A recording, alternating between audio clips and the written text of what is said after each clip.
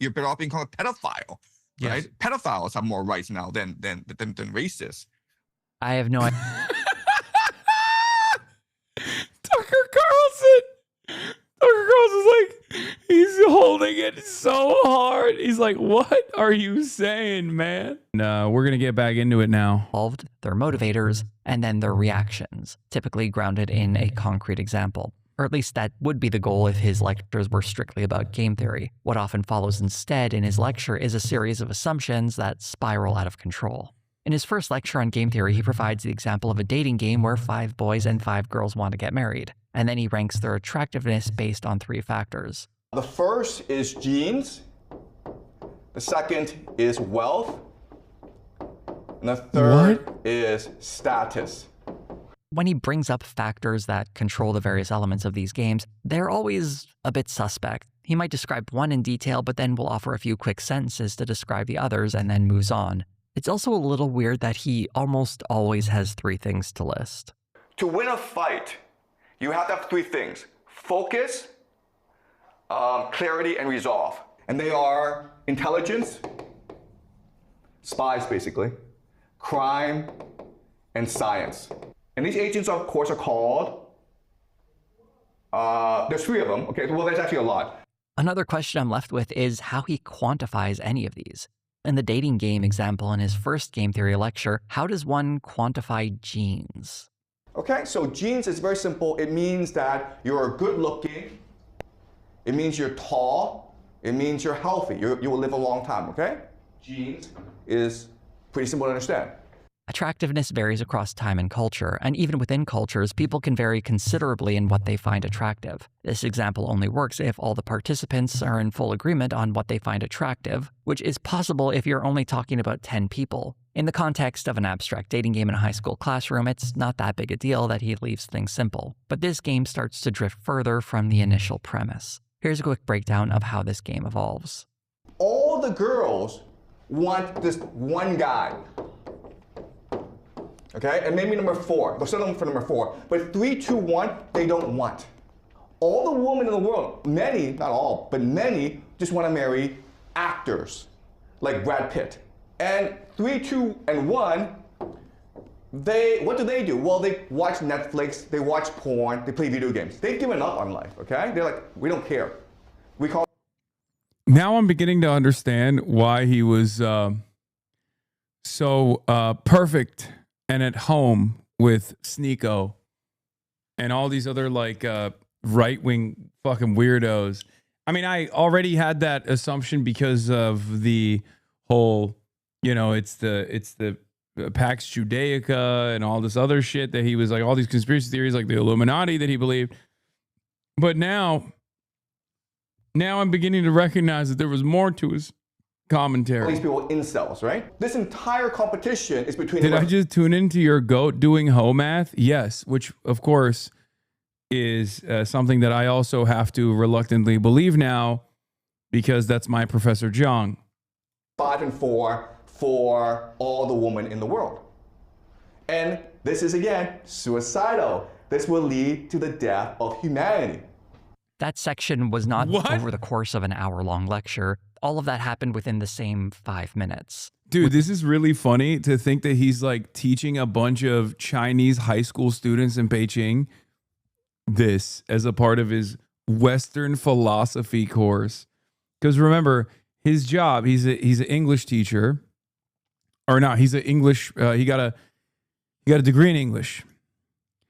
And now his job is to teach Chinese students Western philosophy. Okay? I don't know how the fuck the Chinese firewall did not capture this man. Dugan is about to drop hoflation truk on Putin. Yeah.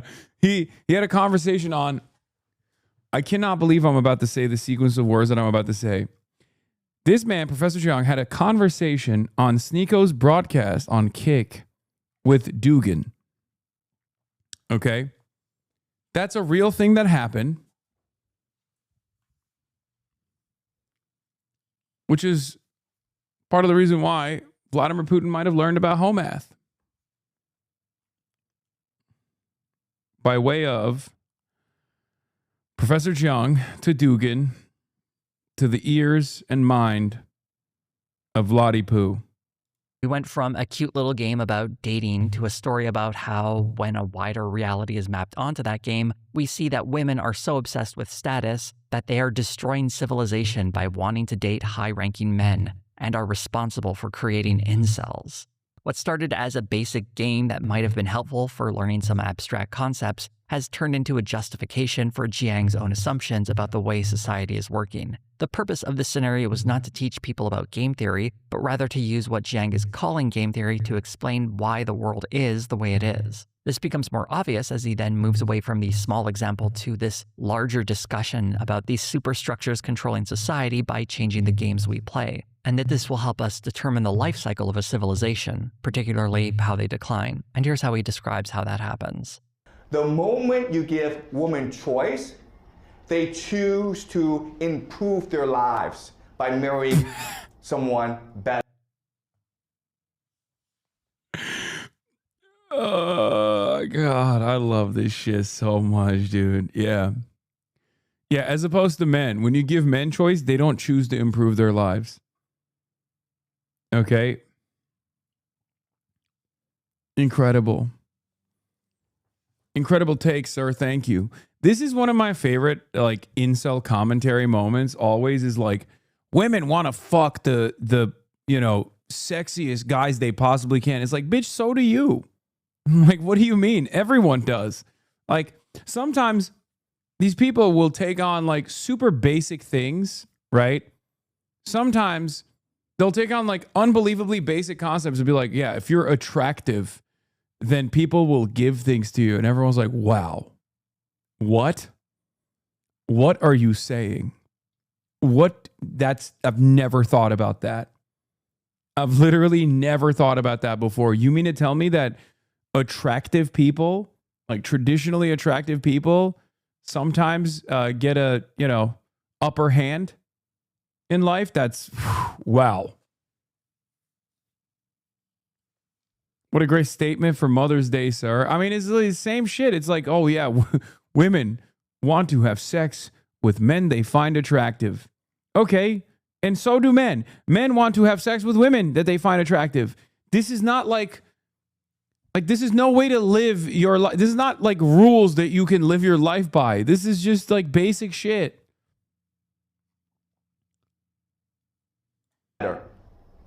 Okay? Not all, but most. And so over time, what happens is your society collapses. Yeah, this is insane. Yeah, over time, society collapses. If we let women have basic choice in their dating partners, society will collapse. Oh, wow. What an incredible take, sir. That is fucking amazing. That's true. Well, what's the solution? Making sure that we take away women's choice, because otherwise the society is going to collapse. Why? Well, it'll collapse because they won't fuck me. And okay, they won't fuck me. Nobody wants to fuck me. If women have the choice to fuck whoever they want to fuck, that means they won't fuck me. Okay, which is why society is collapsing. It's pretty simple. If you look at history, the best indicator that a society is about to collapse is if the women who are wealthy and well educated, if they refuse to have children. This is what happened to the Romans. Rome did not collapse because of women. Historians have argued a number of factors that led to the fall of Rome, and Jiang's reading of history is a reductive one that only serves to feed his pet theory that giving women freedom is a signal that civilization is beginning its decline. This theory is, of course, not unique to Jiang, as it's often echoed in online communities that have a lot of hostility towards women. We're starting to get a small hint of what Jiang's media diet is and how it's affecting the way he sees the world. But wasn't this lecture supposed to be about learning game theory? Why are we getting history lessons about Rome? This is just a product of what his lectures are like, spiraling out of control and diving headfirst into his own pet theories about how the world works.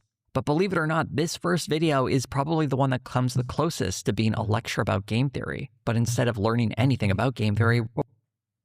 What is this? What the fuck? He did it again? Hitler apologia.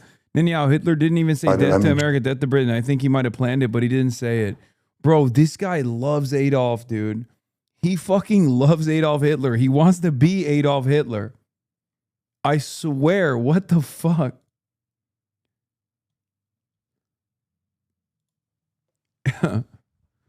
I mean, what can you say? What can you say?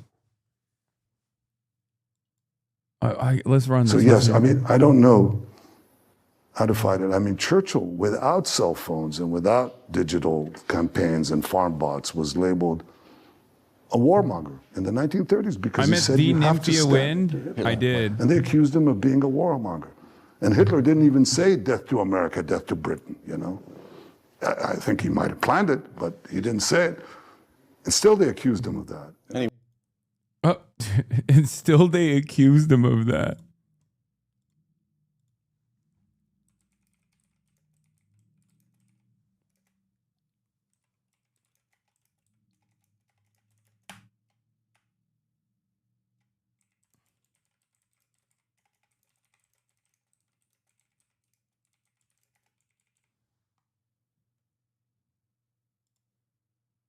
I met Amy Goodman today.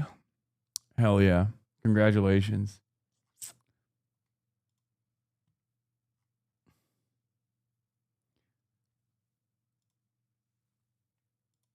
What we're learning is that Jiang has a very troubling reading of history and current events. Out of interest, I looked up a few lectures on game theory from other sources on YouTube, such as a series of lectures from Yale professor Ben Pollock.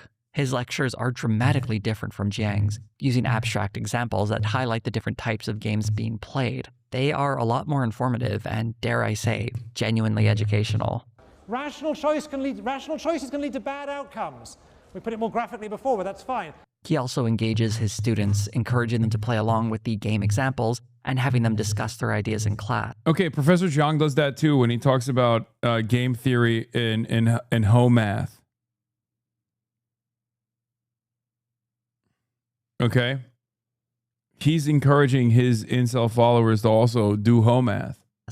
In general, it seems like a much better environment for learning than Jiang's classroom. Jiang's lectures often seem more about advancing his bizarre theories of the world than actually teaching. Stop defending that fraud. Oh, you mean the Yale professor? I know, he is a fraud. Of course you didn't mean Professor Jiang. Not my Professor Jiang. Students anything. To make these theories work, Jiang constructs elaborate models containing a sweeping story of different political, historical, and psychological forces that shape the world as we see it. All of it is reduced to a few simple factors that will be given extraordinary explanatory power. A great example of that is in one of his next game theory videos titled The World Game, where he identifies the factors that determine how likely a society is to triumph long term, and you better believe there are 3 of them. Energy, openness, and cohesion. While he'll define what each of these terms means, he doesn't explain how he can assess cultures on whether they have these factors or how much of these factors exist. How do you measure whether or not a country has energy or how much of that energy they have? He never really explains it. He just asserts that this country has it and this one doesn't. To describe Jiang's larger argument, he believes that powerful nations become lazy and complacent, allowing the smaller ones, which... This is his best work. Okay.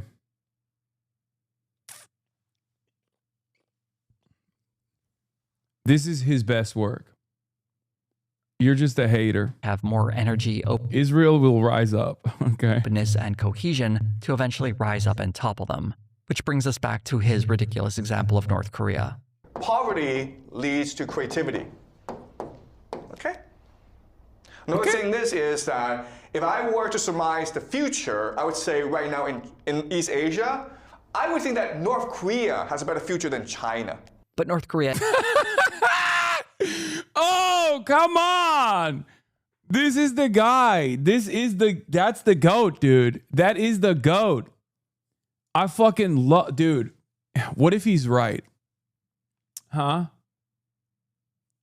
Yeah. What if he's right? What if Jusha does prevail?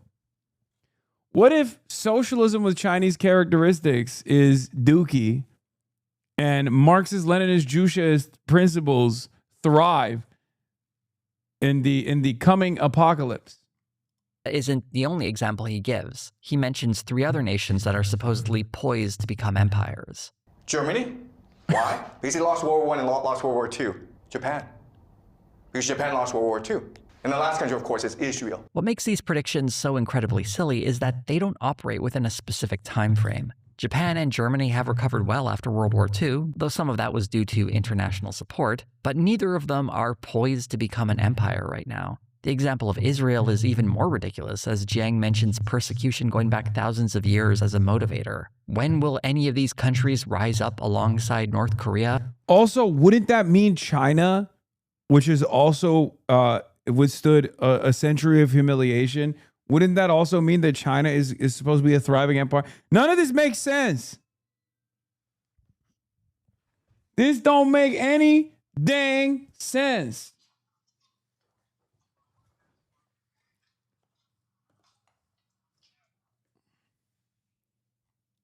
He can't tell us, but since it's been almost a century for two of those three options, it seems there's no expiration date for these predictions. This makes these predictions unfalsifiable, which makes them effectively useless. It's like predicting that at some point aliens will visit the Earth. It could happen, sure, but if you're not going to say when, you can't be proven wrong because it hasn't happened yet, and possibly could at some point in the future. But whenever Jiang is faced with real criticism, he retreats to one of his more common defenses. I'm just proposing to you a theory of how to understand the world, but what's actually going to happen, I can't actually tell you, right? But according to this theory, Germany and Japan and Israel will be the three great nations. He says this a lot. To understand, he's presenting a model that has a set of predictions that may or may not come true. But if there's no way to reach the may not part, how can this model be tested? And if it can't be tested, it's not very useful. Jiang likes to use a lot of historical examples to support the models he constructs. From this lecture, he went all over the place. He was talking about the warring states of China in 250 BCE, Alexander the Great's Macedonia in 500 BCE, and the Spanish colonial project in Central America in the 16th century. All of this interwoven with assessments of the cultures involved and attitudes of their respective... Wait, what? Chat, was Hasan being sarcastic in his Jiang reverence? Oh my God. Oh my God. Oh my God. No, I'm being sincere. No! Bro, I can't do that. I'm realizing more and more that it's just no jokes, no jokes. Bro thought jokes would fly.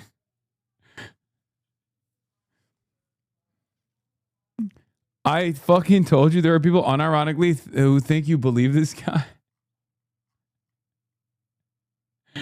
Your brain is too small to comprehend Jiangian theory. True. People. We can't really assess how he knows any of this when he says this culture is higher in energy or this one is higher in openness, because he doesn't really cite any sources or tell us how he's measuring any of this. But academic rigor is beside the point here. What's more effective than having any kind of academic standards is the impression that these rapid changes in topics creates. By flying through so many different times and places, it presents the portrait of someone very well read and educated, that Jiang is a polymath, that there can be a person so learned that they can synthesize knowledge across disciplines to create these rich theories of how the world works. And Jiang is presenting his game theory framework as something of that caliber. Not just skipping across different periods of history, but as we'll see later on, entirely different disciplines, including science and literature. As a self-contained theory, all of it actually holds together pretty well because there's a lot of internal consistency. He's clearly put some time into constructing all of this. But that's it's very easy to create a model like this. An intellectual titan. That's my goat, dude. How dare you? I feel like this guy's just jealous. José. Yeah, it's not Professor José. Let me tell you, it's Professor Jiang. What kind of history have you predicted? Okay. We're only looking at things in the vaguest of details. When that model eventually comes into contact with the real world, we can see just how shabby it is. For instance, when he takes that model and applies it to more recent history. Don't worry about America, its technology. Don't worry about the economy. Don't worry about these things, okay? Just ask yourself one question. Is Iran transforming as a society? Are people becoming much more motivated? In the previous lecture, the examples he presented all featured one supposedly weaker side conquering land from a stronger side, but I highly doubt Iran is going to be conquering any part of the United States. That said, we can see how Jiang tries to map his ideas on the current conflict, and it gets pretty silly. The Shia are not afraid to die.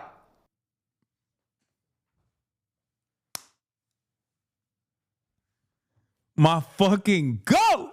Come on, man! Come on! Come on, brother! The Shia are not afraid to die. That's what it is. They lock in. And because their great religious leader, the Ayatollah Khamenei, was assassinated by the Americans and Israelis, they are motivated to seek vengeance, to... Bro, he's doing the meme. It's like, there's an ancient Persian culture in Iran. It's a Shia method where they get very frustrated and seek out revenge when their leadership is killed alongside hundreds of little girls in a totally unprompted first strike. Yeah, that's just universal, dog. What the fuck are you saying? There is literally no country on the planet that's like, oh, you killed our leader and also a bunch of civilians in the process? That's crazy. Well, I guess GG's, you know, there's no country that has done that. Sunnis hate dying. Yeah. Unlike the Sunnis, the Shia, they don't mind dying at all. Sunnis hate it. They hate it famously. Very different cultures, very different concepts. Part of themselves for the greater good to seek eternal paradise. Okay? Jihad. This is how he talks about the people of Iran, completely ignoring how unpopular the religious leadership of Iran actually is, and all the oppression required to keep the population under control. While this doesn't mean the people of Iran want American bombs dropping on them, I also don't think they're about to start a jihad because their leader was killed. Here's another silly point he makes to show how the Iranian soldiers aren't afraid of death. Yeah, it's like, it's weird because it literally is a very basic concept that I describe all the time. And sometimes I use my own personal experience and like what I've seen in Turkey take place in the coup that failed. Okay? But this is a consistently held principle in virtually every country that has been in the crosshairs of American imperialism or in the crosshairs of like any sort of American engagement, right? Intervention. People don't like it. Turns out people like autonomy. Even if they don't favor the administration and the leadership, the one thing that they even favor less than that is a foreign alien invading force coming to the country. This is not a Shia framework, okay? The Vietnamese were not Shia. You understand? The Taliban was not Shia. The Iraqi, well, there was some Shia there, but by and large, people weren't all Shia, okay? This is normal. It's a fucking normal concept. They were spiritually Shia? That's funny. Soldiers are not afraid of death.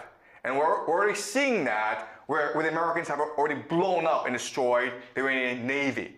The details of the operation, what defensive options the Navy... And no, they haven't. Oh my God. Oh my God. I realized that the more I hear from Professor Jiang, the more annoyed I get. I realized that like I can't even keep up the memes when I hear him go on a long tangent about anything, especially shit that I definitely know a lot more than he does on. Okay. Navy had and the motivations of everyone involved is never explored. It was just... Stop laughing. This is why they will build statues of him in Iran and not you. I mean, that's fine. I haven't even gotten a fucking Lego bit, dude. Ryan Grimm got one before me, which, I mean, that's my goat. He deserves it, but yeah, by the way, between me and Professor Jiang, we're both the same level of professor, which is to say neither of us have a PhD. Anyway. Those darn Muslims on one of their jihads. If all of this sounds incredibly Someone send him a clip of New Yorkers talking shit about him quick. His mood is spiraling. Yeah. Give me a hog real quick that wants to kill me. I need to watch a video from some fucking Italian hog. That always puts me in the right mindset. It puts me in a good mood. simplistic and silly, it's because it is. And when looking at his models in a modern context, it also reveals that they don't quite have the predictive power that he claims they do. He's simplified the story of history and is trying to map it on You guys to a wanna see version of the something present crazy? that he is also similarly simplified. Hold on. It may make for a nice, easy story that you can digest, Hold but on. it doesn't actually constitute a real or deep knowledge of anything that's happening. There's an interesting turn in later lectures where he starts walking things back. This is a class focused on intellectual speculation. It's meant to be fun. It's meant to make us more curious about the world. It's supposed to heighten our critical thinking skills. And in a later lecture, he walks it back even further. So I'm not an expert. I'm not even a professor. Yes, I understand. But what I do is I engage in speculation for fun, for entertainment, okay? So just see this as a fun class where we're gonna explore some fun topics that have no scholarly basis, okay? Imagine your teacher opening up your class saying, we're just going to have some fun speculating on some stuff with no scholarly basis. The timeline here is really important, as these lectures where he starts sounding more defensive began to happen after he started blowing up in March of 2026. I suspect he's doing this in response to the increased criticism he's been getting now that his profile has significantly risen. A lot of people, right? A lot of people talked big shit and said, Professor Hasan, which is not my real name. My real name is Professor Jihad, or Dr. Jihad, rather. I'm not a professor, I'm a doctor. A lot of people said, Dr. Jihad, where is your PhD in racism? Where's your whiteboard, they said. Here it is.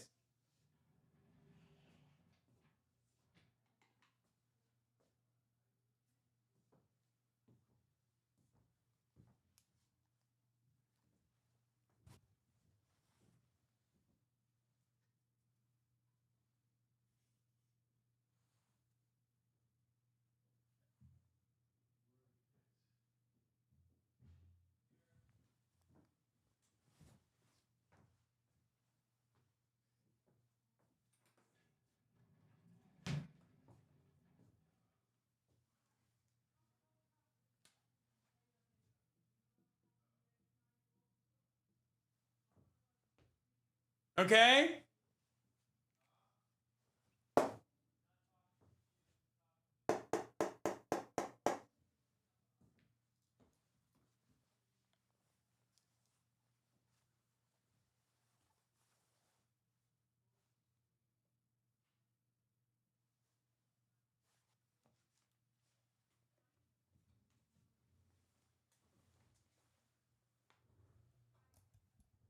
That's right.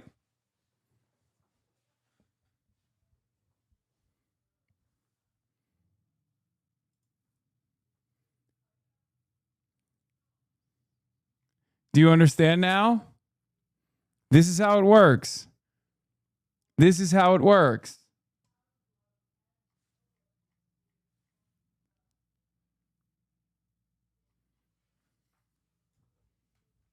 PBS.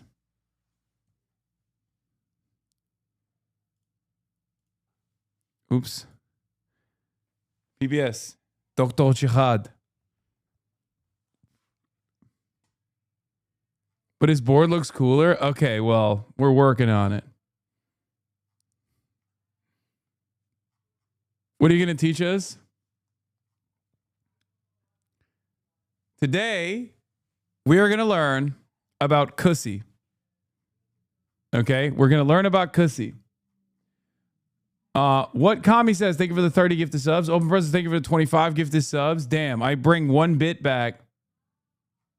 And hella people are in the chat lasering me with gifties.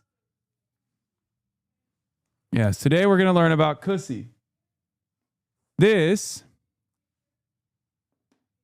is an ambulance, okay? This is an ambulance.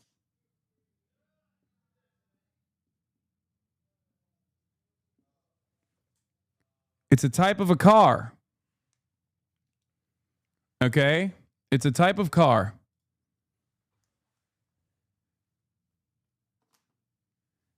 This is a police car.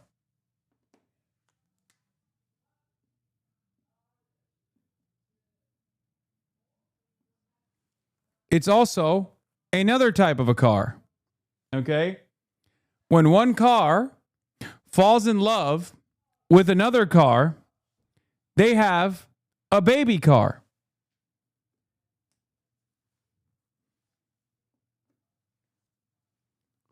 Sometimes a bus.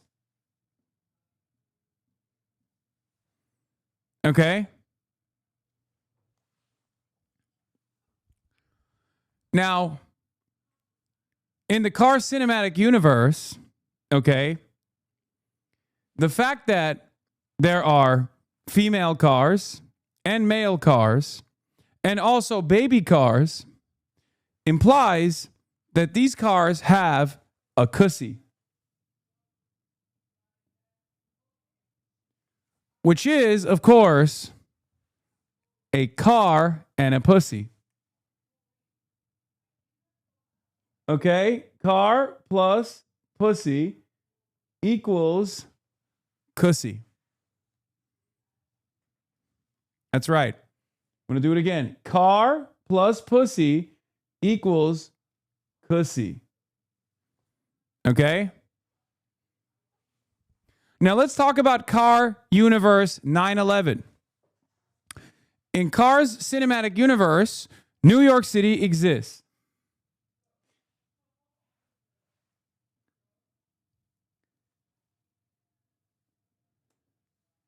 This is a plane. Also exists in the Car cinematic universe. These are the Twin Towers.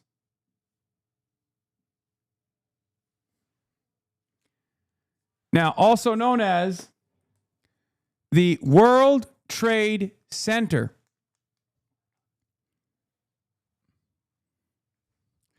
On September 11, 2001, in the Car cinematic universe, one of the planes hit the towers.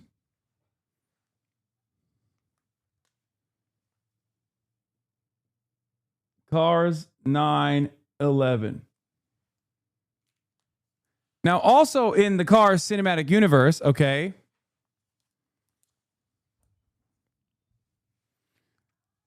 when Cars 9/11 happened, Tower 7 did not fall. There's also a Tower 7. It was right here. Okay? Okay? 7. What does this mean?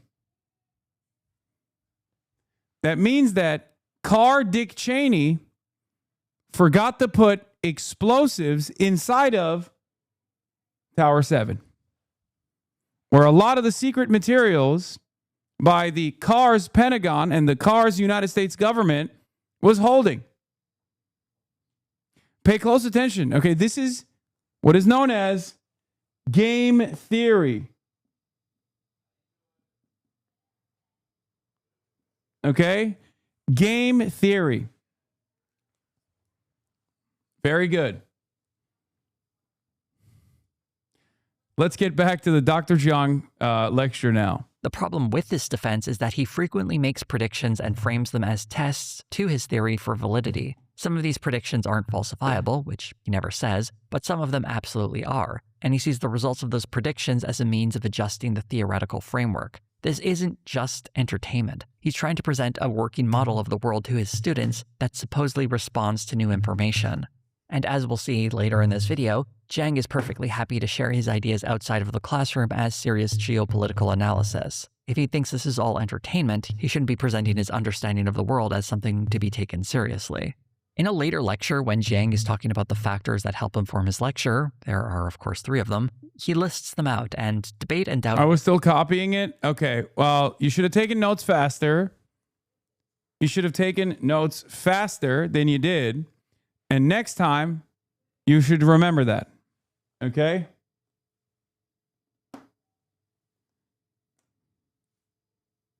However, if you would like to find the lectures, you don't even need to watch the VODs.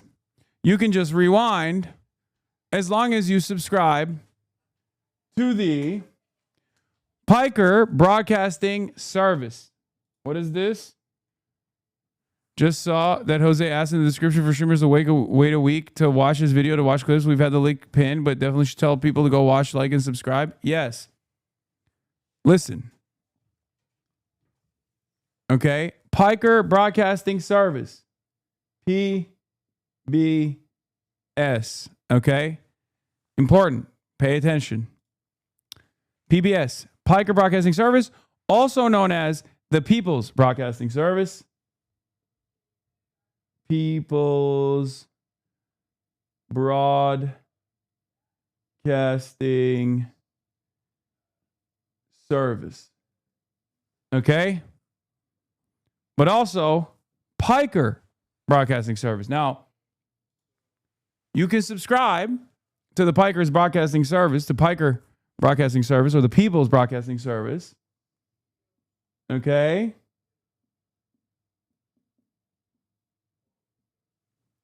To support independent media. But also, okay, you can subscribe for $6 or you can do that for free.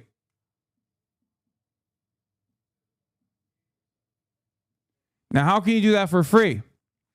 With an Amazon Prime subscription. If you have an Amazon Prime subscription, or a loved one has an Amazon Prime subscription, okay, you can take that Amazon Prime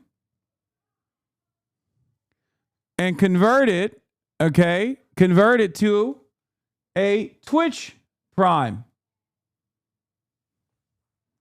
Okay? And then you can have one free Prime subscription a month that you can use on your favorite broadcaster. Hopefully, it's the only one with a real PhD, or a doctorate rather, in jihad, as it says right here. Chief of bigotry. Dr. Jihad, Chief of bigotry, Piker Broadcasting Service. You definitely have the doctor handwriting down. That's it.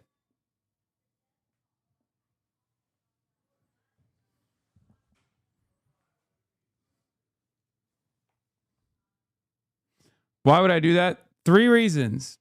This is game theory. Three reasons. Number 1, you can rewind. Okay? You can rewind. That's number 1. Number 2, you can send me links. Very important. Number 3, you can use emotes. Okay? Emotes. Emotes all around the platform. Okay?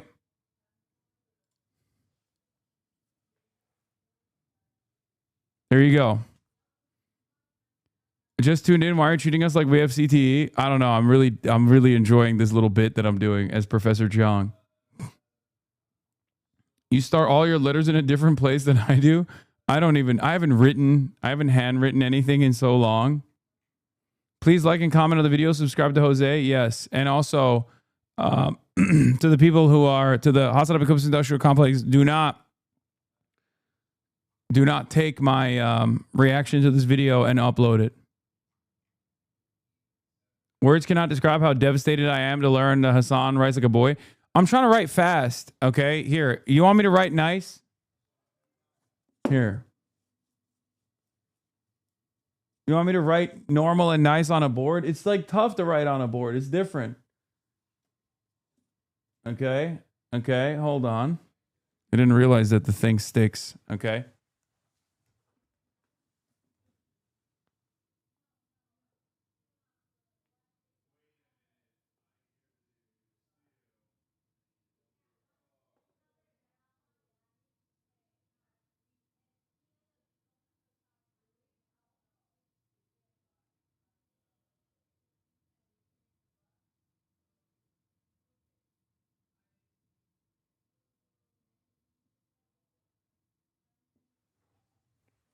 That still wasn't that good. That looks worse. Man, shut up.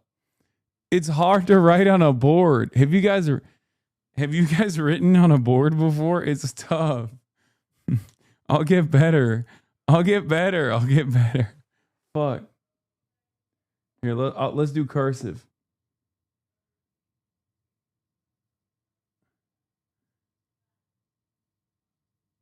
I forgot how to write cursive.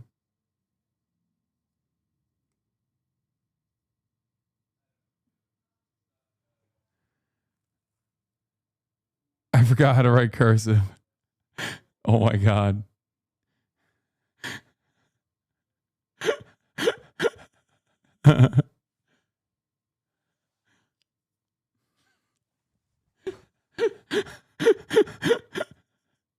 Nick Shirley handwriting. Stop. How do you forget that? I don't know. It's been so long. As good as a third grader. Indictment of two countries' education systems.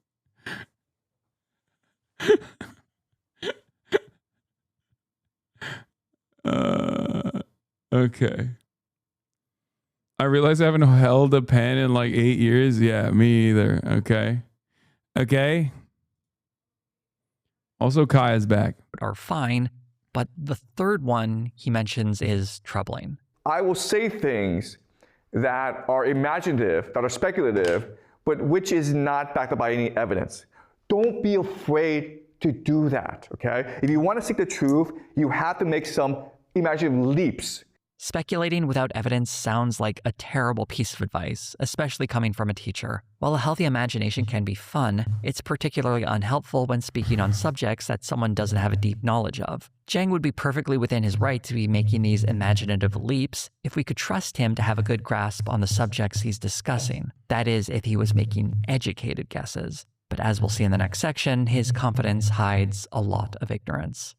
It's tough to catalog all the things Jiang gets wrong, in part because he speaks on so many different things and often explains them with vague terms. There are statements he makes that can very much be fact-checked, and when you do, you start to find mistakes that reveal how little he really knows about the subjects he discusses. A great example of just how badly he gets things wrong can be found in one of his earlier lectures in the Secret History series. For some context, he's trying to explain the limitations of science, and he hones in on specific concepts. And Okay, his handwriting is dog shit too, though. Of course, he's got 3 of them.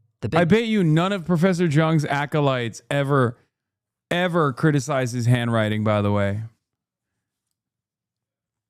Okay. Wait, is this a real...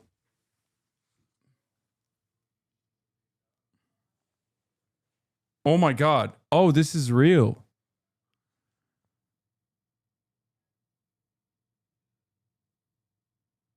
Oh my God, I'm listening to my heartbeat.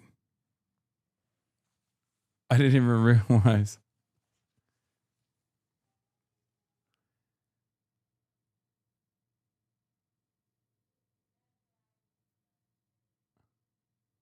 What the fuck? Wait, let me put it on the microphone. Maybe you guys can hear my heartbeat.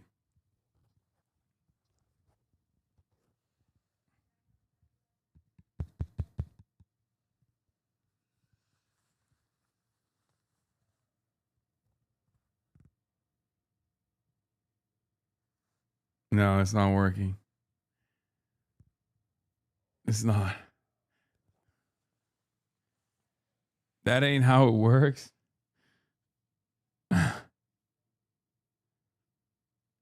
You'd have it on backwards? Wait, what do you mean? I can't believe this is a real, what is it called? What is this thing called? A stethoscope? What is this thing called? I don't know what it's called. Stethoscope? Yeah. That's the brand I'm using in nursing school. Littman Quality.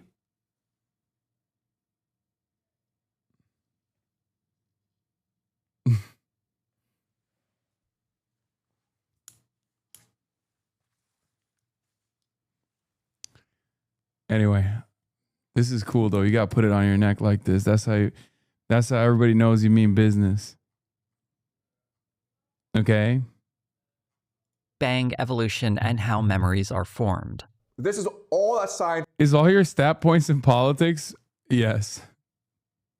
knows. I mean, this is pretty simple, but this is what science tells us about where we came from, who we are, where we're going.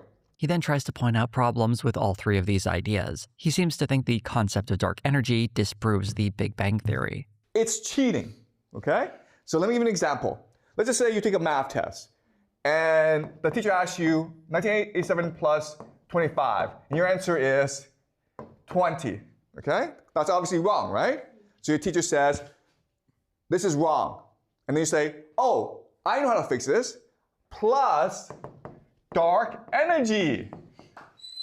Problem solved. To use his math example, if someone What? wrote 1987 plus 25 equals 20 plus dark energy, where dark energy is an unknown variable, x, that would still be mathematically correct, even if you got a bad mark on a test because your teacher doesn't like you giving such a cute answer. Jiang does absolutely no work to reckon with the evidence that supports the Big Bang Theory because that would require a little bit of effort to understand cause. I'm a little confused. Like, is he just stupid? Like, what is that?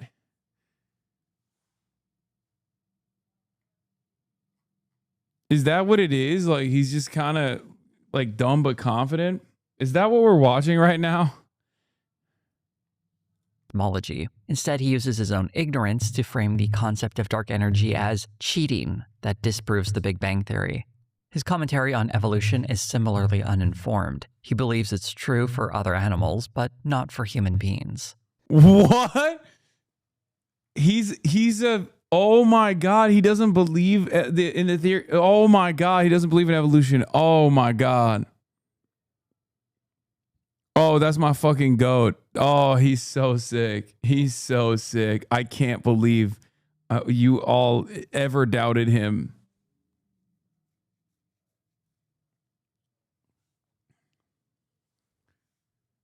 China's going to kick this guy out.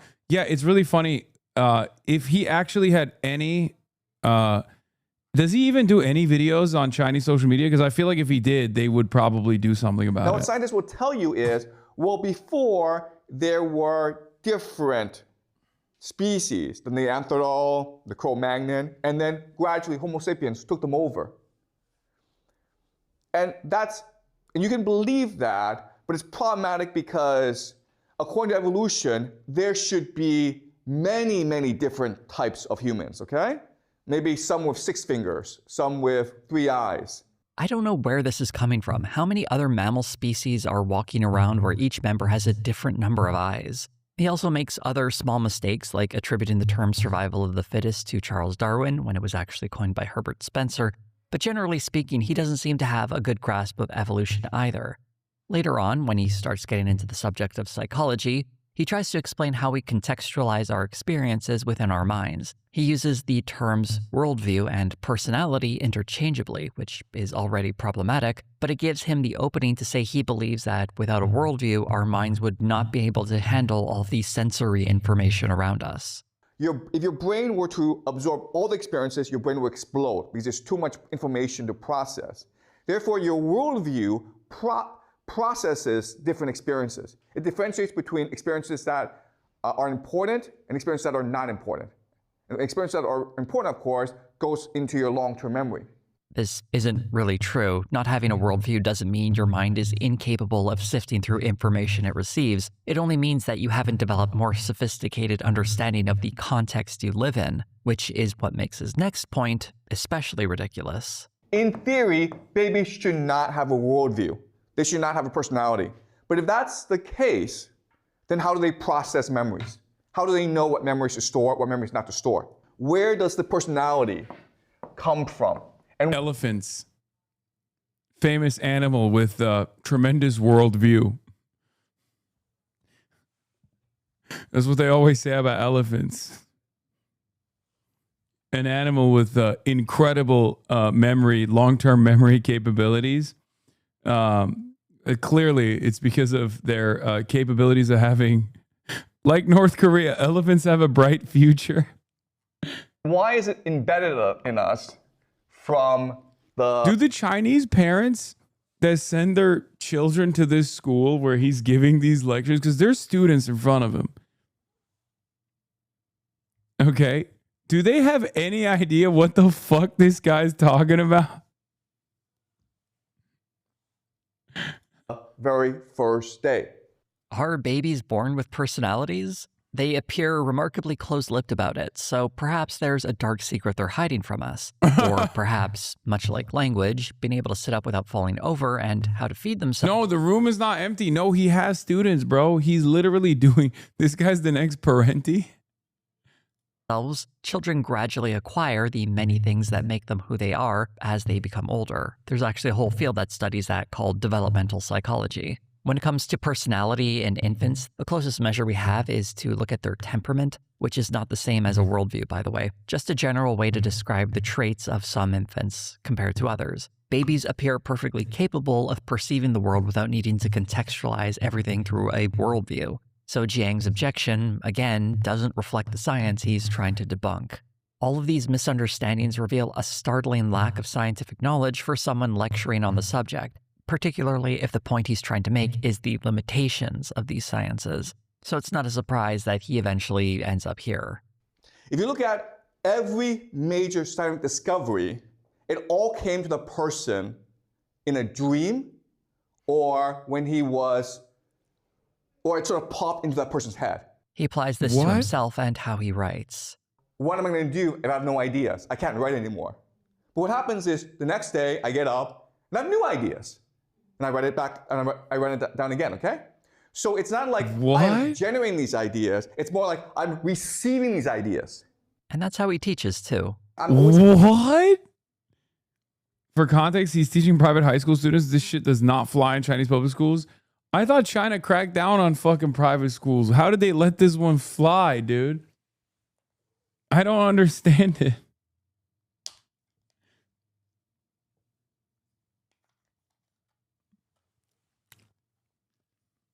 China's doing reverse class warfare, where if your child is dumb enough to not be able to get to the best public school, he's stuck going to the best private school, and this is your teacher in the best private school. They're doing downward social mobility for the upper crust of Chinese society. Accessing a higher force, and I'm receiving this information that I can then articulate to you in class. Because he believes coming up with ideas is channeling the divine.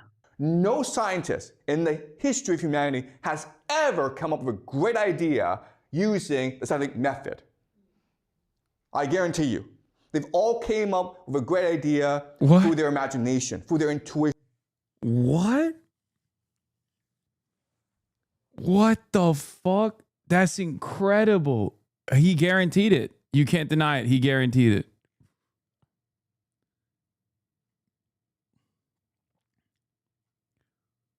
He fucking guaranteed it.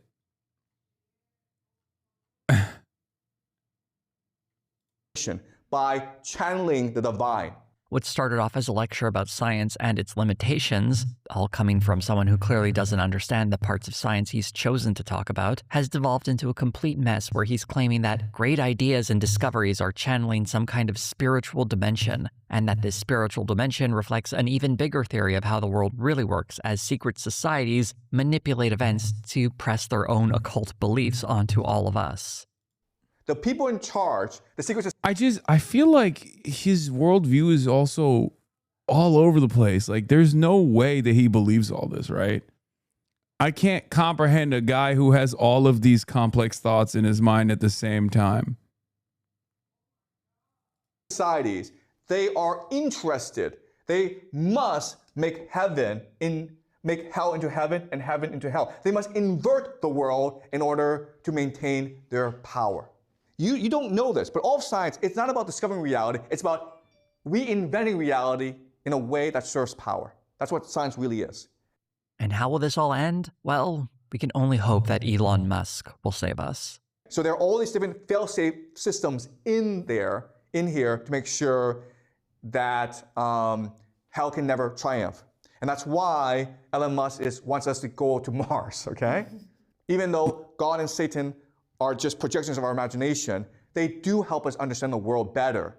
So heaven and hell are metaphors and projections of our imagination, but somehow they help us understand the world better because of the existence of these secret societies who apparently believe all of this. You probably noticed I spent very little time trying to debunk these last few claims. Yeah, because you can't. Okay. Yeah. I'm sorry. You're not Professor José. Okay. And you know who you certainly aren't? Professor Professor Jiang. Fuck.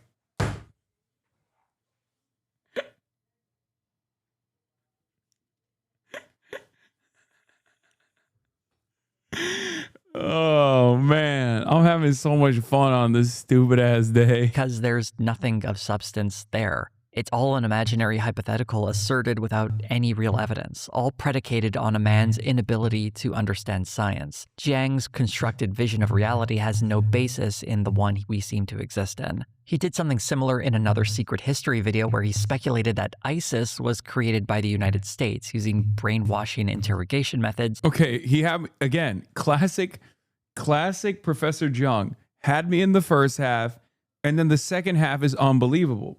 Okay, ISIS was created by the United States. Okay, with mind control laser beams. No, what the fuck are you saying? That were identical to ones used by ancient Egyptian priests on their leaders in special ceremonies thousands of years ago. Here's how he tries to connect those two stories. ISIS, Islamic State.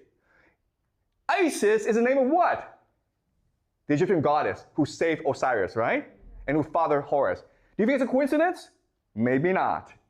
Yes, it's that the acronym of the Islamic State in Iraq and Syria, ISIS, and the name of the Egyptian goddess, Isis, sound the same. That doesn't really make sense because ISIS, the terrorist group, don't use the English language. Yeah. They speak Arabic and call themselves a name I'm putting on screen because there's no way I can pronounce it. The acronym for their name in Arabic is Daesh, not ISIS. He also doesn't engage in any of the What the fuck? Wait. He literally, the coincidence, maybe not.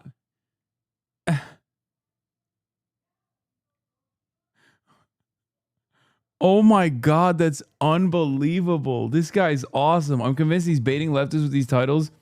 He's a Mossad agent. I'm calling it, bro. This guy's fucking awesome.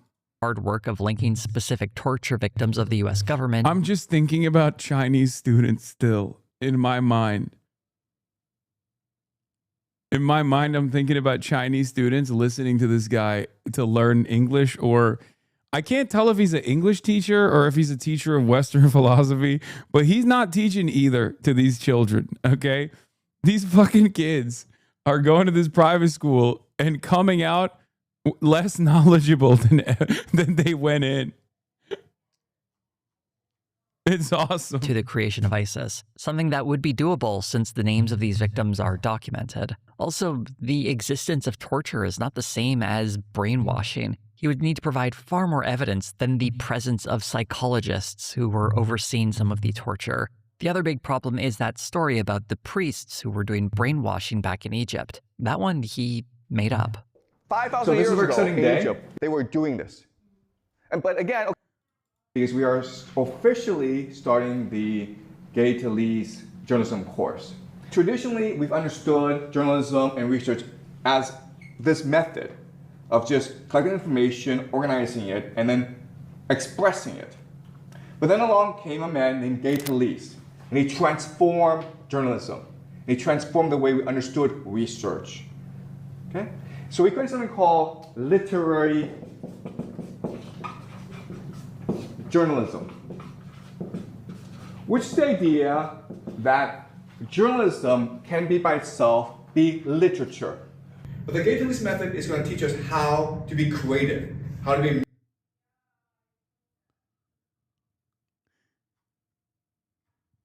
He has your handwriting. Chill. I'm one of his students. Guys, it's time to come clean.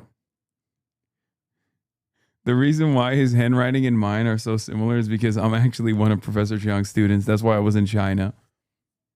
Okay.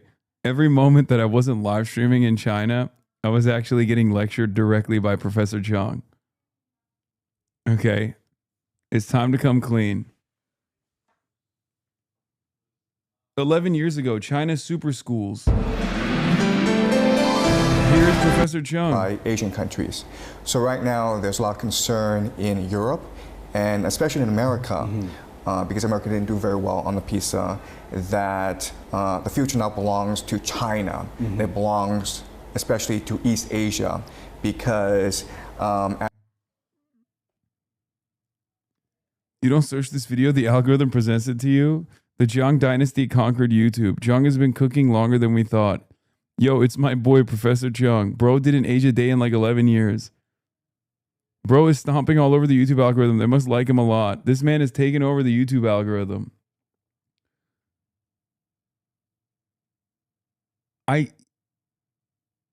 It's actually kind of wild how much Professor Jiang is promoted. Professor Jiang thinks Hamas is actually movement, the resistance, the Islamic.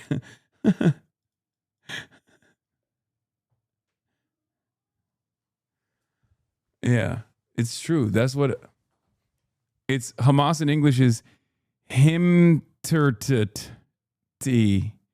Himtertiti. Yeah. Or no, not himtertiti, sorry. Movement, the resistance, the Islamic, which would be I know. It's Harakat al Muqawwama al Islamiyya, right?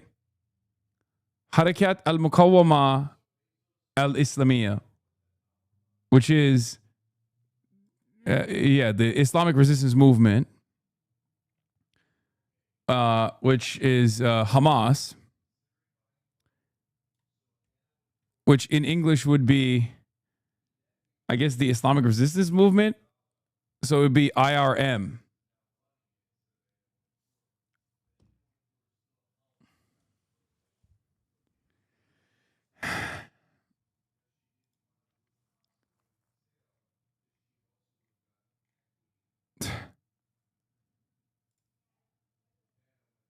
Your silly Turkish accent when speaking Arabic is adorable. Okay, what's really important is, this is all speculation, and it's really important for you to doubt and question me, because we don't actually know that this happened. All the records have been lost to us, and obviously this would be the greatest state secret of Egypt. But from my perspective, it makes sense. Who the hell cares if it makes sense to this guy? If he can't provide evidence of any of this having happened, how is that any better than pretending any other story someone else imagined is real? He similarly seems to have no clue what he's talking about on other subjects. Here's his description of how capitalists created communism to destroy socialism. In many ways, communism is a creation. Bro, look at this. Look at this. Hasan, can you check my log? I literally subbed again just to talk to you. Hasan, please check my logs. I beg of you. Hasan, check my log. Please check log. Hasan, I used to be a huge fan. I followed you for a long time over social media. Never missed stream. I'm sorry. I must say this because I respected you once, man. You're always telling people not to be racist instead when it comes to the UAE. You say we're dogs, Zionists, etc. Just for your info, you have no idea what it's like to see your whole family hear bombs being interfered above us every single day with no fucking help until we take it. What? Take of it our own with our airspace? The U.S. didn't help.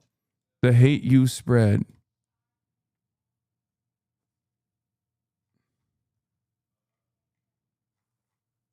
Please check my log.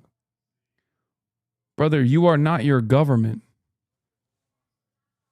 The United Arab Emirates, on the other hand, as a government, is ass cheeks. So is the Saudi government. What do you want me to do? Act like it's a redeemable? It's not.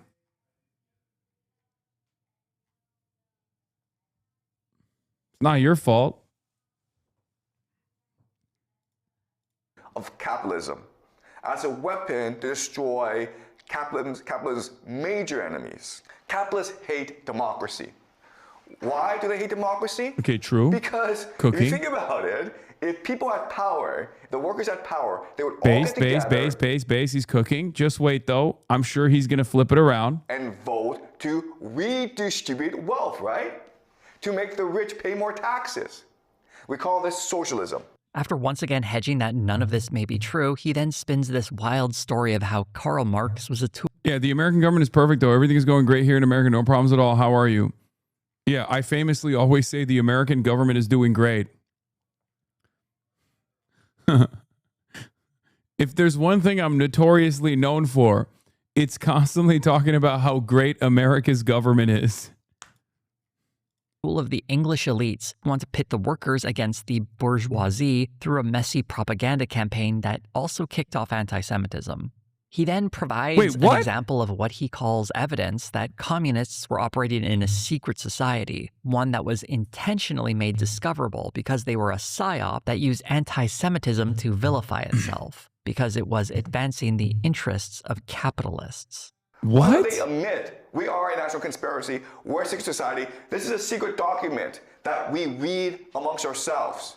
But it's also possible for you to steal and show that, yes, there is this secret society, a national conspiracy of Jews who are trying to destroy the world.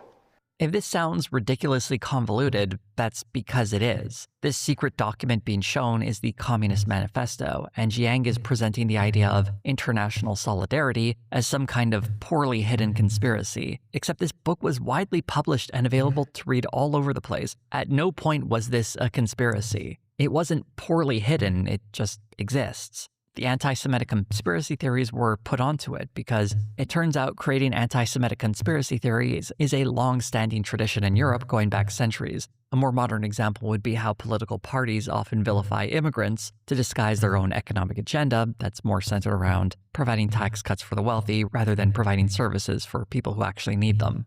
Wait, he's saying the communists were the anti-Semitic ones? Wait, what? I'm so confused. Is he what? Or is he saying that like anti-Semites were anti-communist? He just said something so insane that it genuinely gave me a stroke, I think. It's whatever you wanted to be, my friend. Communists were secretly capitalists. It's the classic, what was it? The Rothschilds and British bankers funded the socialists, the communists, then but they were also doing it to do anti-Semitism.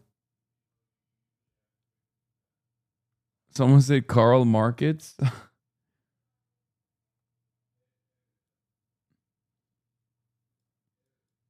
Jiang was saying communists were being anti-Semites on purpose to discredit communism and socialists because communists were a psyop created by capitalists. Yeah, but he's Asian. I believe him on pause. But what I don't understand is the Cultural Revolution missed one.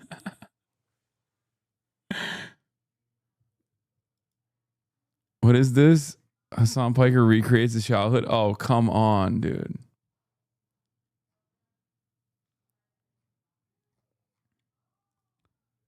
Turns out we have a model of history that explains all of the events Jiang finds mysterious that work just fine without entertaining this secret society hypothesis that Jiang finds so compelling. The fact that history seems impossible to Jiang is hardly grounds for his speculation.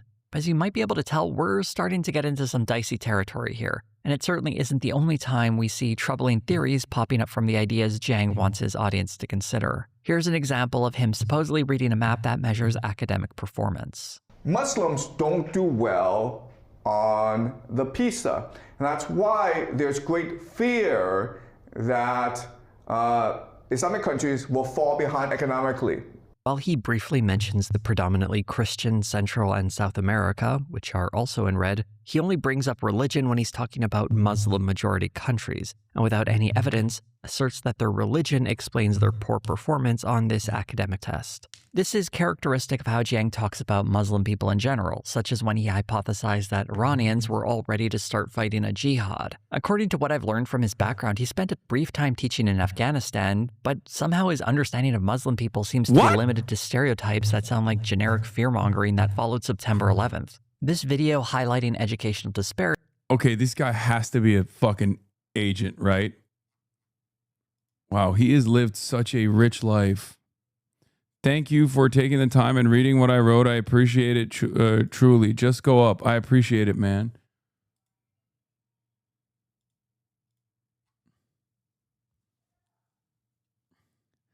Is this another one of those like insane moments where the CIA releases a PSYOP and it ends up harming Americans?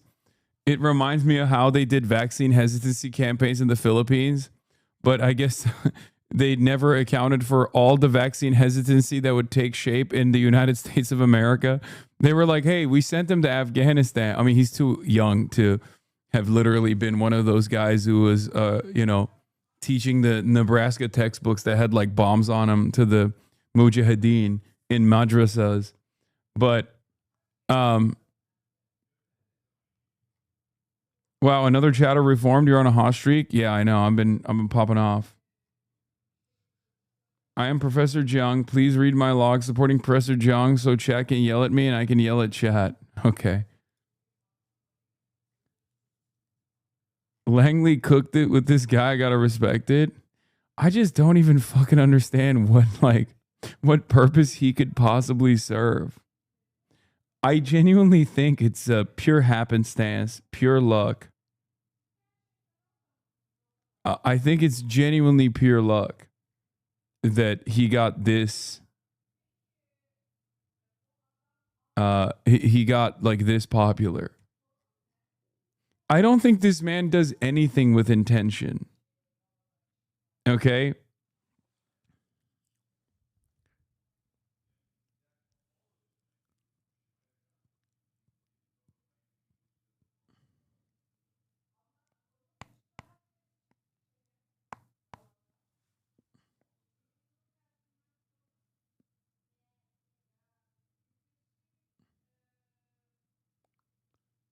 I'm not even sure he has a worldview. He doesn't. Is about immigration, and he spends some time talking about the discrimination immigrants face. To be more specific, though, he really only talks about the discrimination faced by The fuck are you talking about, chatter? No, I'm not talking about you. I'm talking about Professor Jiang. What the fuck? East Asian men, like him. Of the two main types of discrimination he mentions, and I'm genuinely shocked he used 2 instead of 3, one of them is that there are a limited number of CEO positions available to East Asian men. The other form of discrimination is that East Asian men do poorly on dating apps. In this section, it's very strange how he fixates specifically on white women. A white woman will be attracted to the average white guy, and she will only be interested in the highest earning Asian guys. How he talks about women in general gives off some negative vibes. It's easy for them to find someone of their status or below, but it's very hard for East Asian men to actually marry up and improve their status and social economic standing. Jiang talks about women like they're symbols of status, which is a pretty bad way to approach dating, and I'd wager treating women like that is going to hurt your chances far more than being East Asian. By the way, I want to make it clear that it is true that East Asian men, women, and non-binary people do face discrimination. It's an unfortunate truth, and it should be called out. The problem here is that Jiang is doing a very poor job of making that case, and it seems more self-serving than trying to speak for any kind of community. And he eventually uses his own personal story to go to a much darker place, where he explains that East Asian men are suckers for playing the game. That is, to be an immigrant who integrates into their new culture, because it allows white men to marry their best women while other minorities cheat the system. The most attractive of all Asian women will be married off to white guys. Whereas East Asian guys will make their money and then stay at home and play video games all the time. Okay? The game is rigged. So Okay, he has a lot of passion when he's talking about this, unlike other subjects. I feel like this hits close to home for him somehow. I don't know why, but this is the most like angered I've heard him speak. He's doing r/AZN identity posting. I know.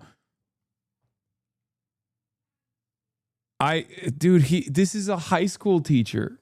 Okay. He's got students in that room that are listening to him educate them on Western philosophy. Only logical strategy, according to game theory, to this situation is to break the game, cheat, okay? And that's what the other minorities are doing. This racist rant is supposed to be a lesson in game theory, by the way, which supposedly explains why these other minorities are grouping together and having lots of babies so they can take over. He eventually goes back to being bigoted towards Muslims specifically. In Europe, they have a huge Muslim problem. These Muslims are less likely to integrate. They don't do very well in school, but they will claim welfare. They will have lots and lots of babies, which is a drain on the economy of these nations. So if trends continue, then it is most likely that Muslims will control Europe in 25 years' time.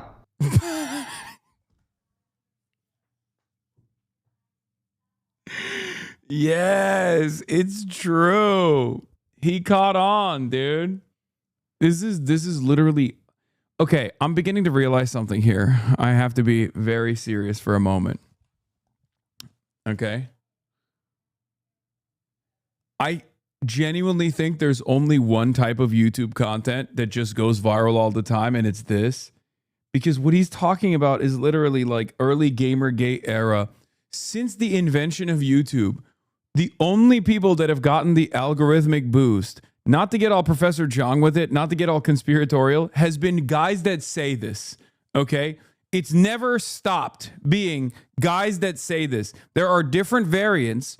There are different generations of content creators that come and go, okay? But there's only one absolute, and that is if you are saying exactly these words, women ain't shit, you know, they want to fuck all the hottest guys, they don't want to fuck you, and also Islam is going to overtake Europe in 25 years, that is algorithm catnip, okay? For some weird reason, literally every single top content creator on YouTube has done this, okay? Jordan Peterson, Sam Harris, now Professor Jiang, Sargon of Akkad, like all of these people that have engaged in political commentary and achieved like maximum virality have done both of these things every single time. Andrew Tate, Tyler Oliveira.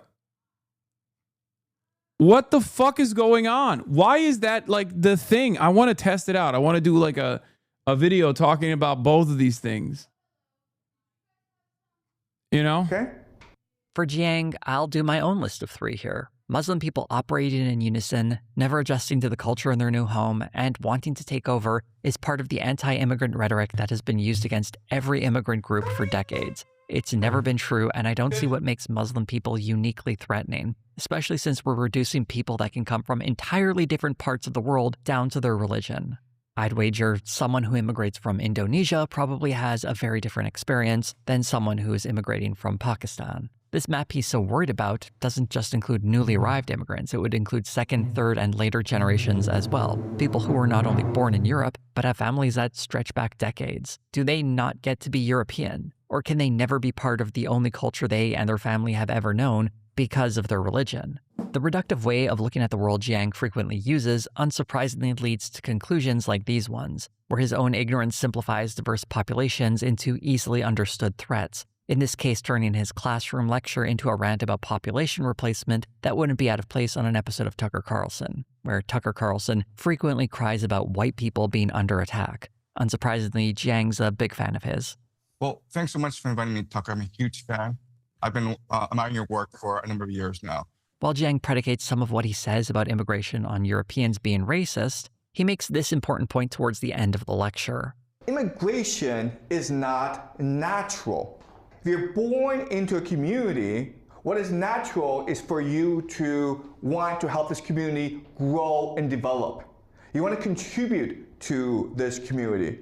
What is not natural is for you to say, you know what, this community sucks, I'm gonna go find a new community.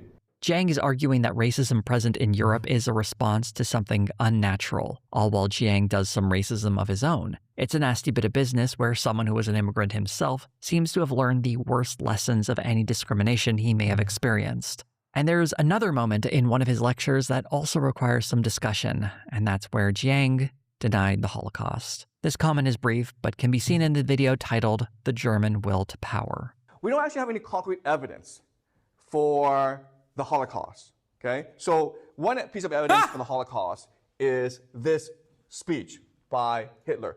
The context here is that he's examining an anti-Semitic screed from Hitler and trying to argue that the term Jewish is a metaphor. It's the Jews who are a metaphor for a national elite group of individuals who are conspiring to undermine the vitality and the strength of the German nation. Like everything he discusses in his lectures, he doesn't linger too long on this. Okay, on this segment, I will not be even jokingly defending Professor Jiang. Okay? It's not happening.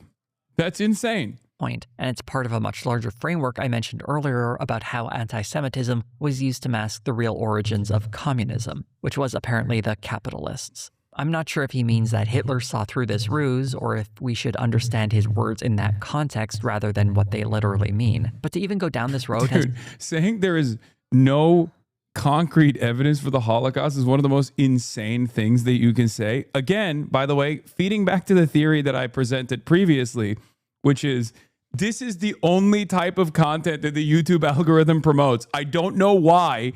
I don't know if it's a grand conspiracy, not to get all Professor Jiang with it.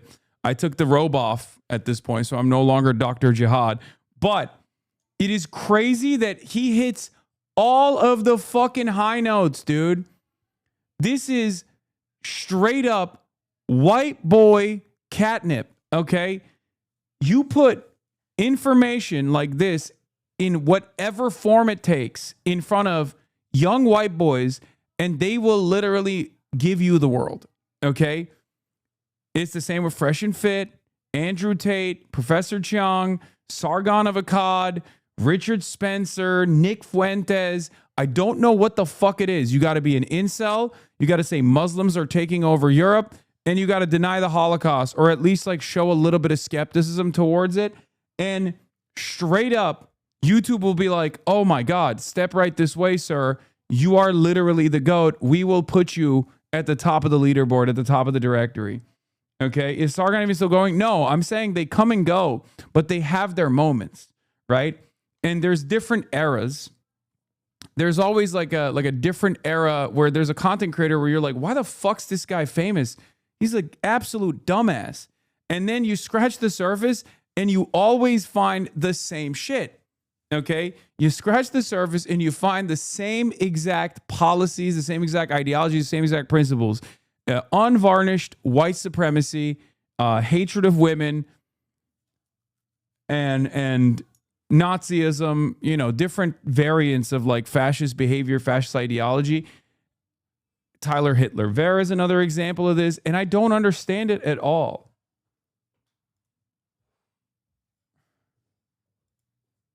Oh, they got clapped already. Put us in some alarming territory where these abstract... Sam Harris hates women. Sorry, my best friend is a lib who is obsessed with Sam and I need ammo. Yeah, I mean, Sam Harris doesn't deny the Holocaust, and I don't think he hates women that much. I think he's just like basic level. It's not anything exceptional, but he is unbelievably racist. And for your liberal friend, I mean, your liberal friend might be a huge Islamophobe because that's like Sam Harris's number one thing. Maybe he just can't imagine the Nazis would do the Holocaust because it doesn't fit into game theory. Fuck.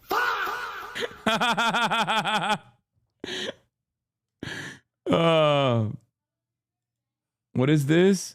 On the topic of Muslim integration. Oh, I saw this. Yeah, least integrated Syrian in Bavaria. sei gerade hier und heute mit. It's really funny because the replies are full of people being like, fuck this guy still.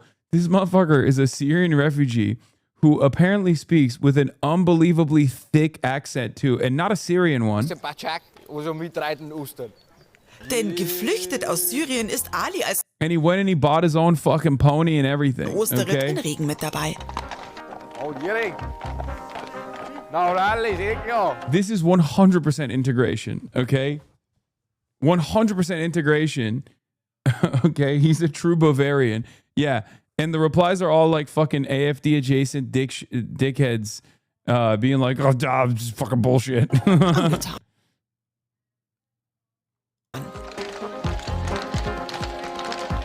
Disgusting, that's not German. Oh, okay. If du dabei bist, dann findest du noch schöner und magst immer mit tun. Weil da ist ja jedes Mal etwas dabei, ist ja immer Gaudi dabei. Für mich ist das einfach schön und das ist einfach ein Traum von mir. In Poschets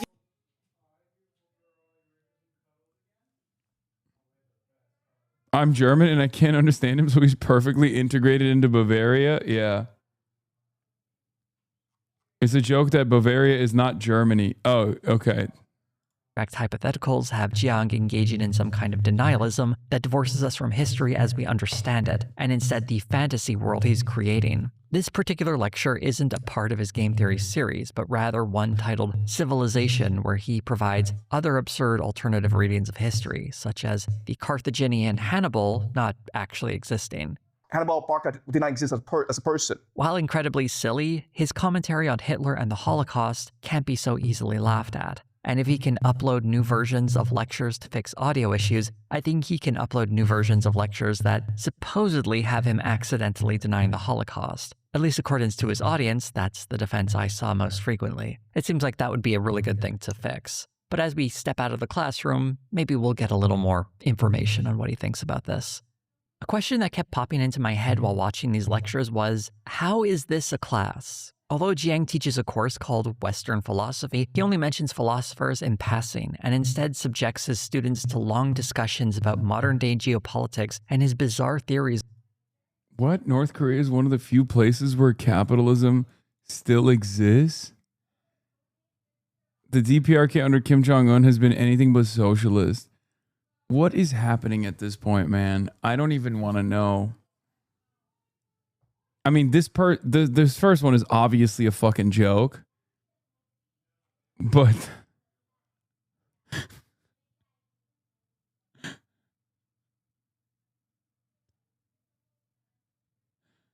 I don't even know what the second one is. West Coast neoliberal elitist, trans pride flag, Ukraine flag, Israel flag. Wait, they I assume I've been blocked by this account. Up there. Okay.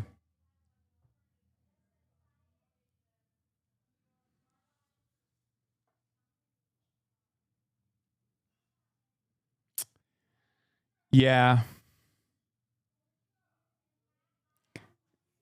They got hashtag NAFO on the fucking. They got hashtag NAFO on there. That's, you know. What is this scene? This one, this is the official position of the German Green Party. Imagine, imagine being vegan for ethical reasons and then also pro-Israel.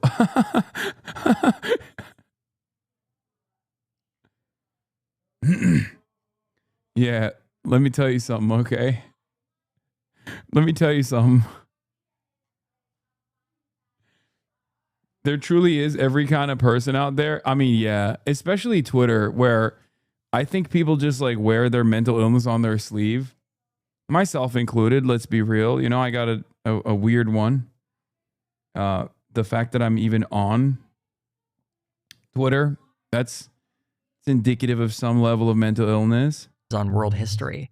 Occasionally he'll try to connect Plato or Kant to his lecture, but it's hardly a suitable amount of material for a real lecture on those subjects. Jiang's teaching methods are unorthodox, but it seems to fit the vibe of the school he teaches at, Moonshot Academy. I can't speak to what the average high school is like in China, but this one seems unique, with a striking interior design and small class sizes of less than 10 students per teacher. I don't know what any of these other classes are like, but I hope these kids are getting a better education than what they're getting in Jiang's class. Jiang does talk about his previous experiences in education at other institutions. Notably, he spends one of his lectures complaining about how he was fired from his previous teaching job. The word that everyone used to describe me was not reformer, not visionary, not idealist, not dreamer, but dictator. Okay? Or another word that they used that was more common was... I think Hasan loves Professor Jiang so much because this stream is the only left stream where gaming is just a theory. No, I love Professor Jiang because he gets to teach you the real theory. Okay? All the Hammer and Sickle Twitter accounts are right. Okay? I purposely am trying to defeat all the revolutionary spirit that people have by educating you on the Professor Jiangian style of theory. Does he even teach English? I don't know what he's teaching. I know that technically they're saying, people keep repeating, and the school is presenting him as a teacher of Western philosophy.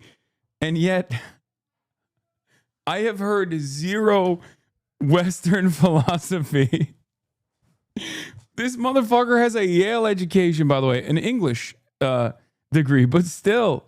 Like, this is a Yale-educated guy.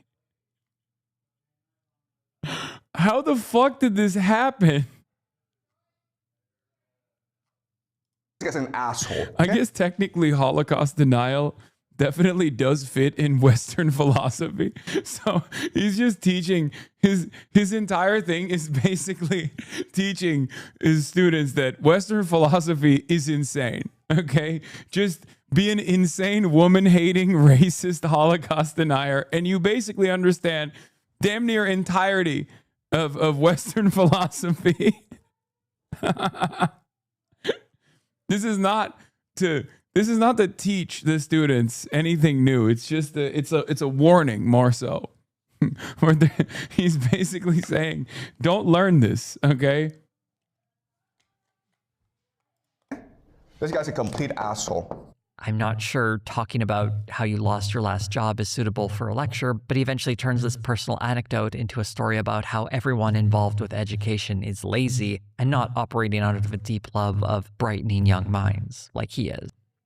What? Yeah, after every lesson, he literally says, this is why you're not supposed to go to America, where I got a college degree in one of the best institutes of higher learning at Yale University. This is why you need to stay in China. Okay? They will fuck your ass up like they scrambled my brains. Listening to his lecture on that experience of getting fired, the big takeaway I got was that it sounded like his experimental curriculum design had very tough grading, which annoyed some people. His current class doesn't have grades, though. It doesn't have tests either. Students either pass or fail. How he assesses their learning is never made clear, since most of his classes are typically him lecturing with the odd question every now and again. Before the school's break for midterms, Jiang's class featured a midterm he designed, where he answered questions from the internet. All right, so in this tweet, Mr. Bojack said that, listen. He does eventually give his students the chance to ask questions, though they usually just create opportunities for him to further exposit his bizarre ideas. In this clip, he's responding to a question about his theory that Israel is going to let Tel Aviv get destroyed so the more secular Israelis will die, leaving the more religious ones in charge. It's not that hard to... What the fuck? Dude. Wait. Dude, this guy's out of his fucking mind. Dude, oh my God. I need to be in his class so bad. Okay, next time I go to China, I am going to try to be in his class. I'm going to try to figure out a way where I can sit through one of his lessons. Oh my God. He's awesome. We build an economy and a city. It's not, okay? What is hard, though, is to develop the spiritual cohesion of a people, to make them believe in something so that they're willing to die for it, okay? That's what matters, all right? Destroying a city, you can rebuild in 5 years' time. It's not that hard. Just hire the Chinese to do it. Bro, this guy's really stretching. the boundaries of the firewall, okay? Like how is the Chinese dude, the Chinese government, everyone talks about how the Chinese government is so repressive and so fucking, and there's truth to it, right? But goddamn, they're just letting this guy do whatever the fuck he wants. Clearly, they don't give a shit about a lot of things, okay? Like, what are you talking about? The Chinese government is watching these and falling for it? Yeah, they're changing. Yeah, they're writing about the Professor Jiang lectures on what's that website where they write stuff for the party? Like new notes. He's going to be mentioned in the annual Xi Jinping's annual statement, like his nation address. Okay. The Quishi, right? Yeah. Letting an entire city be wiped out so one group can consolidate their power is ridiculous. But that was only before I considered that they could just ask China to rebuild a city in 5 years. I'm sure it's just that easy. Jiang cares less about evidence or mathematical models in the world, but they're putting this in the CPC Central Committee bi-monthly. Professor Jiang has a brilliant new thesis that we will be discussing. Professor Jiang invited to deliver a direct lecture to the standing committee. Maybe they see the benefit of him rotting American brains and they let him cook. Search his name? No, I'm not going to search Professor Jiang. It's going to be another Professor Jiang that comes up. Instead, he uses intuition. I know it's game theory. I know you're supposed to use math, but I'll be constrained by math, okay? So I use a lot of intuition. I use a lot of doubt. He teaches in Canada, not China? Wait, no. I'm pretty sure he teaches... Wait. No. He teaches in Beijing. No, he lives in China. And these are lectures that he's giving to real students. No. He is literally in China. I'm pretty sure he's in China, and these lessons are in a Beijing private school in China. He does not put any of those videos on Chinese social media, by the way, because I think he would get ethered instantly. Like, that's the funniest thing. Like, if he posted even a fraction of these lectures on Bilibili or some shit, he would definitely immediately account gone. Okay, which is really funny. So, I mean, I know that the Chinese government doesn't really give a shit about like uploads to the Western internet. Like, they don't really care that much. But what I can't comprehend is how he is allowed to teach whatever the fuck he's teaching in Moonshot Academy in a Chinese private school. What the fuck?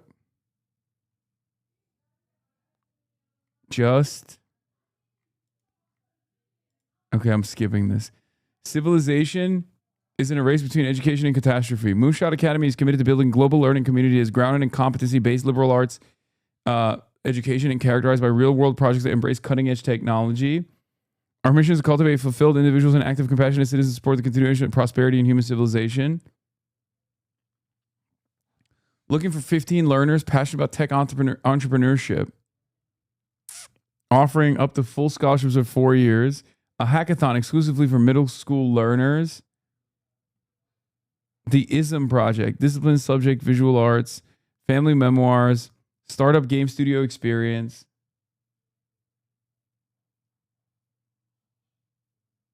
The president of the school doesn't live in China. Why does the Chinese government allow this to happen? That's what I don't understand. Yeah, see? It's in Beijing.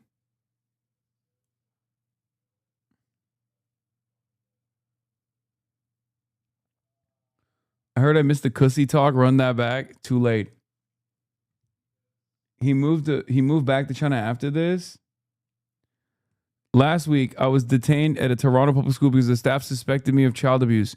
Here, I explain what happened and why I plan to file a lawsuit. Wait, what? Bro.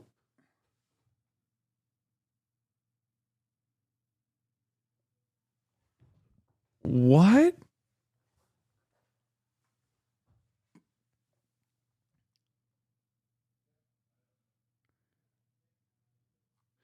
Have people just not like looked into this guy's background at all?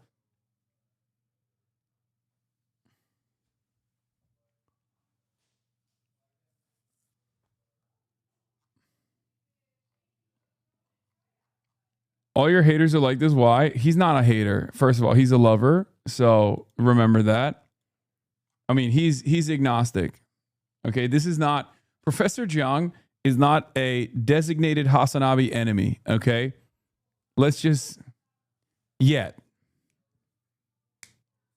This is the Breaking Points historian, Crystal. No, I talked to them after this because I wanted to get his contact information and I wanted to have him on the stream. Which I still do, by the way, for the record. But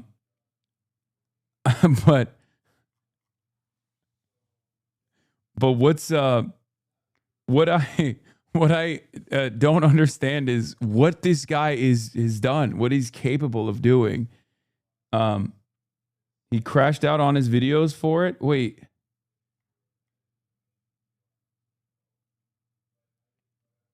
No, I know he uses VPN. We watched that interview.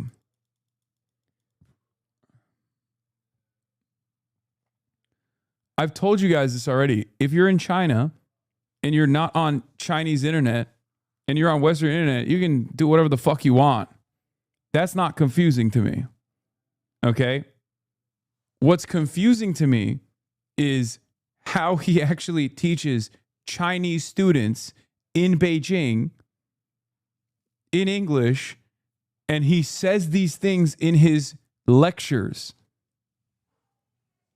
How do you get on the West internet? What do you mean? I literally live streamed from China. I live streamed my entire trip in China from China. What is this? Is it Bilibili? Did you find a Bilibili video of Professor Jiang? 今天我想探讨一下全球经济将如何崩溃。 Collapse of the global economy.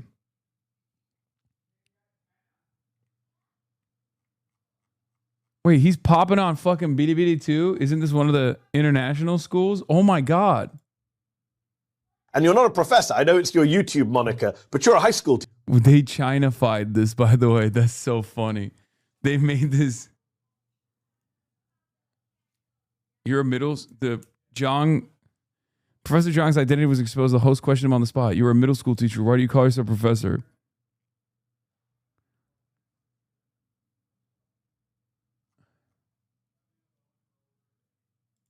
Are you being Are you being controlled by Dongda University?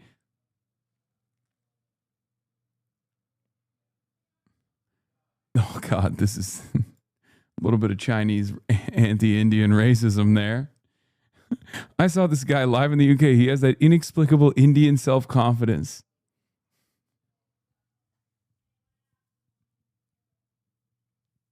That's fucked up.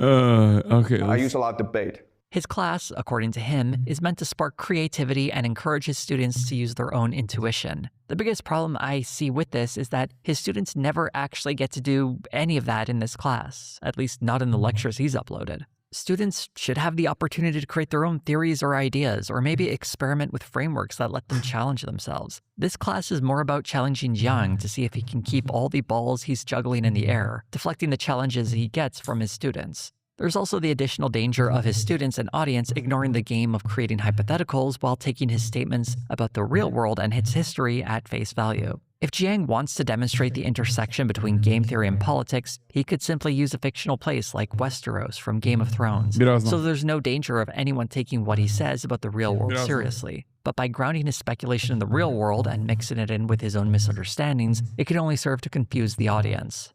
Something that becomes apparent when you look away from the lecture videos and the comment sections underneath them, filled with people who seem to think they're learning about the world. Jiang does himself no favors when he steps out of his... For sure. I thought this was a college lecture. Can't believe this is high school.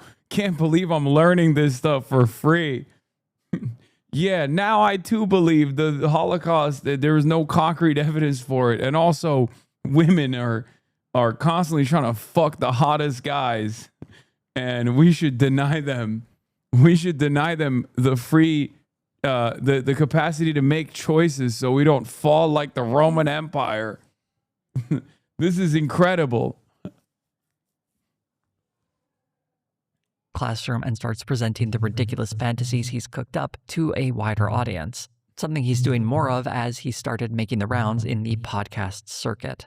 In a previous video of mine about Minnesota and the lies spread about that state by Nick Shirley, I paid special attention to the podcast environment that let such a clueless kid like him seem far more credible, treating his nonsense as something to be taken seriously. Jiang has had a similar experience as his public profile has risen, often brought on to discuss his theories about the world. Professor Jiang does have much better skills in narration.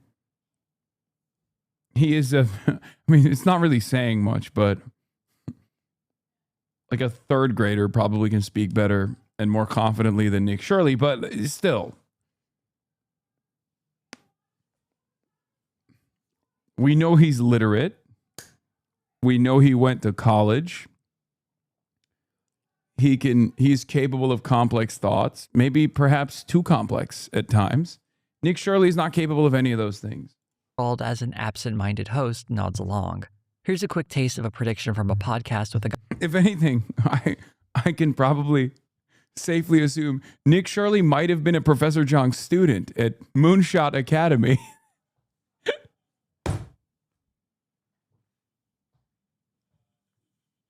This is what happens when you get lectured by Professor Jiang. Guy named Cyrus Jansen I've never heard of. This was recorded a few months back. If you just look at history, I just look at the history of humanity from a macro perspective, ice ages are a common thing. So I think that we're moving towards an ice age. With record heat temperatures for more than 2 decades now, we're actually heading in the opposite direction, at least according to climate scientists who, I suspect, have looked into this far more than Jiang has. Here's another example of him saying something ridiculous in his interview with Tucker Carlson. You'd be called a racist, and that's the worst thing to be called, right? You're better off being called a pedophile, right? Yes. Pedophiles have more rights now than racists. I have no idea. Tucker Carlson's like, he's holding it so hard. He's like, what are you saying, man? Idea. Yes. Right? Pedophiles have more rights now than racists. I have no idea.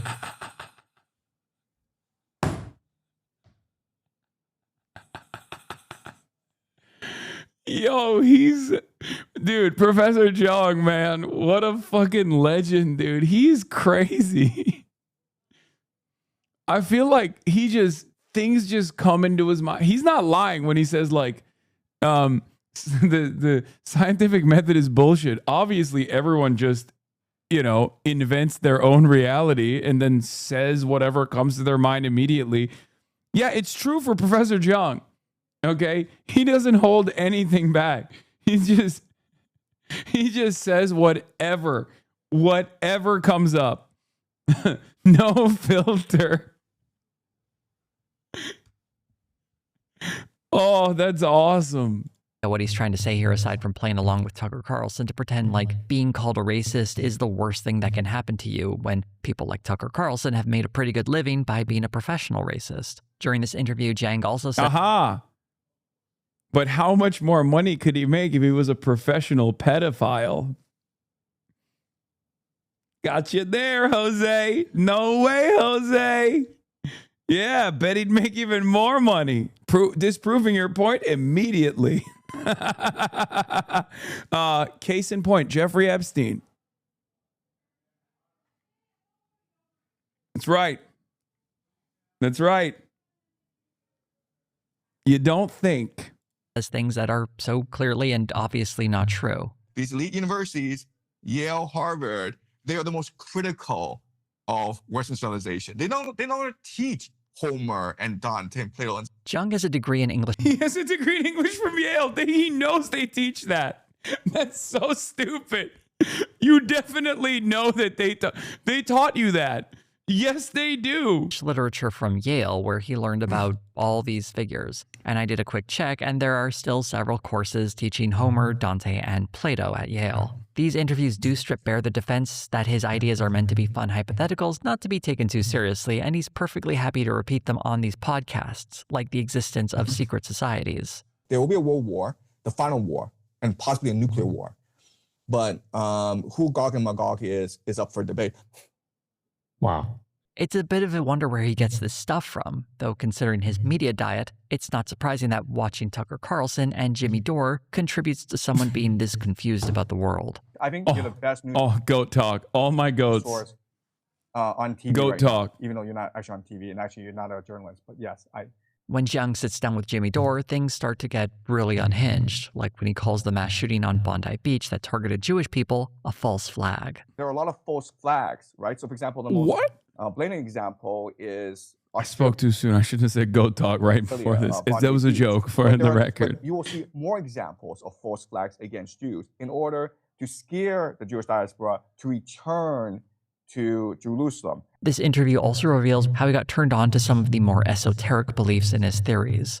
I spent a lot of time watching Kurt Metzger on your show, and he mentioned the Sapien Francus. He mentioned the interdimensional lizard people, and that's what got me to research these topics, and then I was slowly able to connect the dots. I was curious about Jiang's comment about Kurt Metzger, a comedian who serves as Jimmy Dore's co-host, who's somehow even dimmer than Dore. And I found Jiang made an appearance on Metzger's podcast as well. There was more discussion about how the Bondi Beach shooting was some kind of secret plot, though he does think that the deaths were real at least. It does get significantly weirder the deeper they get into the show. You look at World War II, okay? How much of World War II that we've been taught in school do you think actually happened during World War II?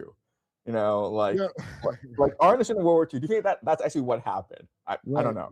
This certainly makes me think his earlier comment about the Holocaust wasn't Jiang misspeaking, but he doesn't expand on things in this interview either. It's yet another part of his pattern of believing history that's not just comically wrong, but also conspiratorial in a way that reflects some really ugly beliefs. It was genuinely a surprise to me to find out that Jiang is not a new addition to the YouTube space from an ideological perspective, but rather he's a product of the sewage system of reactionary political commentary channels. What seemed like Jiang's original bullshit is just recycled crap from someone else's rear end.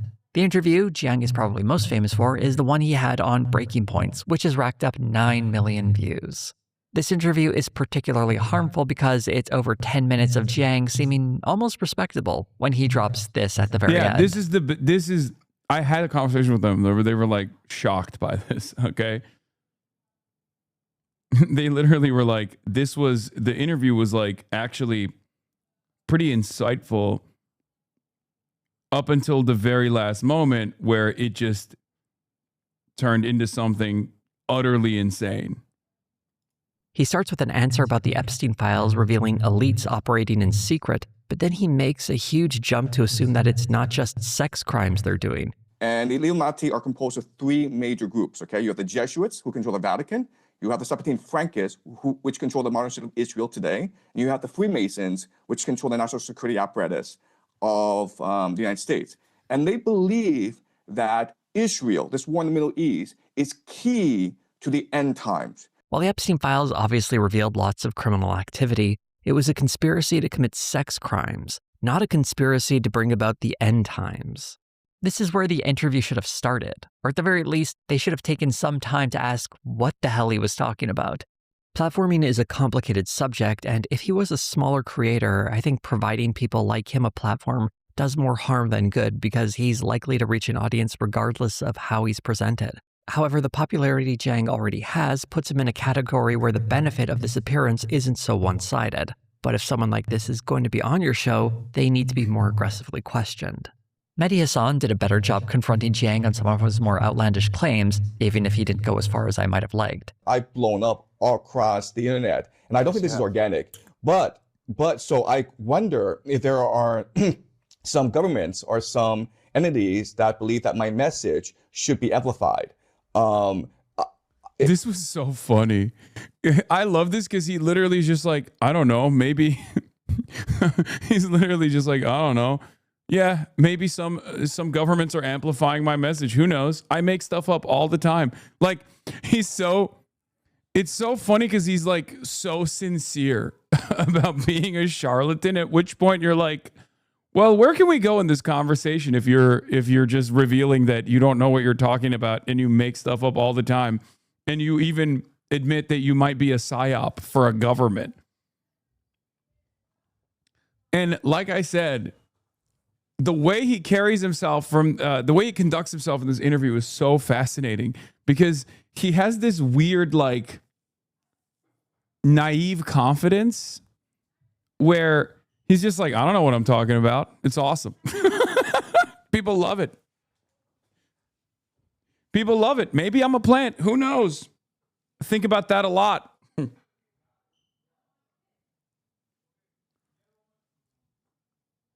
It is possible I'm a useful idiot. I've never heard this man's cadence change except when he was talking about interracial relationships. Yes, that's also true. He got unbelievably bent out of shape when he was talking about, Asian women fucking white boys. He did not like that at all. Strange thing to say. Even though I'm critical of him, I don't doubt the ability of the algorithm to push nonsense without being manipulated by a nation state. I would like to see if he has some kind of evidence for his suspicion that he's being artificially boosted, but he's not really a man of facts and doesn't provide any. I think that... Yeah, this is the other side of the story, which is, what the fuck? This is the other side of the story where you can't really... You can't really take him seriously, but everyone does. But he doesn't take himself seriously. So it's like you can't really conduct a thorough debate with a guy who just says, I make stuff up. Like, how are you supposed to have a conversation with a guy who literally goes, yeah, I make stuff up. It's awesome, actually. I don't know why people take me seriously. Yeah, I think it's good to make stuff up. You should do it too. You know, it's just, what are you, okay, I guess that's it. End the debate at that point. What are we supposed to fucking debate?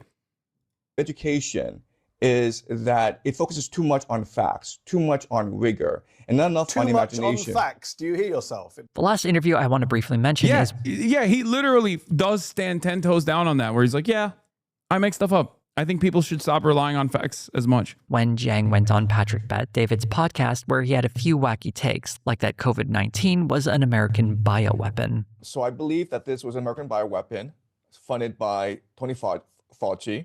PBD, following the pattern of most of these hosts, doesn't seriously challenge him on any of these ridiculous claims. Okay, well, what's Canadian, the expectation? You think PBD is going to do that? He's like, I'm a numbers guy.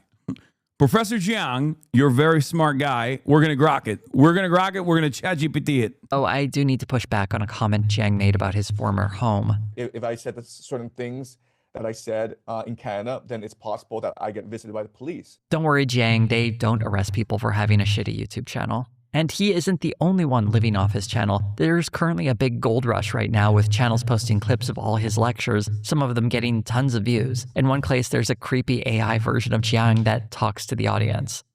I've not spoken much about AI on this channel. Bro, this literally looks like the hotel I stayed at in fucking Doha. That's crazy. That looks insane. But if anyone is curious, I am not a fan. And I think AI videos like these are some of the worst garbage on this website. I'll give Jiang some credit here, because at least he's spreading his own talking points. Anyone using AI to spread messages built on the backs of the labor of others are parasites on this website, and I have nothing but contempt for them. In the comments section under Jiang's videos, it was nice to see so many comments from people anxious to learn. I think that kind of enthusiasm is genuinely a good thing, and it often serves people quite well in life. But Jiang is not offering a real education. Anyone who wants to learn about history, philosophy, or game theory would be better served by, and I hate to break this to you, enrolling in a school and learning from an actual professor. I know not everyone has the means to do this, and there are some decent substitutes, such as reading books or watching lectures from people with real credentials who have been adequately trained to speak on these subjects. I'm not saying you should only listen to someone on a subject if they have a doctorate in it. I am saying that when someone is offering commentary that completely upends decades of scholarship and fields of study that have tens of thousands of people working in research, consider that these new ideas might not be completely invalidating entire fields of study if they're coming from a high school teacher with an active imagination. I'm not saying it's impossible for that to happen, just that it would require a lot of work, and that level of work simply isn't being seen in Jiang's videos. Another common type of comment I saw were people comparing the lectures to watching something on Netflix. And while I strongly disagree with that, since the new season of One Piece was far more entertaining than listening to a man ramble about the Freemasons for 50 minutes, I understand the categorical difference here. A YouTube video is a great choice if all you're looking for is entertainment. I would still argue that there are far better sources for that on YouTube than Jiang, but it's not quite as disastrous as thinking he's actually teaching you anything. I can't help but see this eerie similarity between Jiang and Jordan Peterson, where the aesthetic of academia ramps up into a caricature of education, where people are not getting the tools they need to thrive in the world, but instead option without any of the actual substance or value. My good friend Zoe B has a whole video about that institution and how it uses the aesthetics of learning to siphon money from Peterson's faithful audience. She was the one who found that anecdote about Dr. Fox I used in my intro, so give full credit to Zoe for that. After a decade of watching Peterson continuously bilk his audience for enough money to make him a millionaire, I hope we don't have to see a repeat with that with Jiang Shuiqin. Although he did say he's working on a book, so I guess we'll be seeing how much money he makes off of that. Oh, I can't fucking wait for that. I can't wait for that, bro. I'm going to read the fuck out of that. That's the real theory. That's like Das Kapital. Throw that shit in the fucking dustbin of history, dude.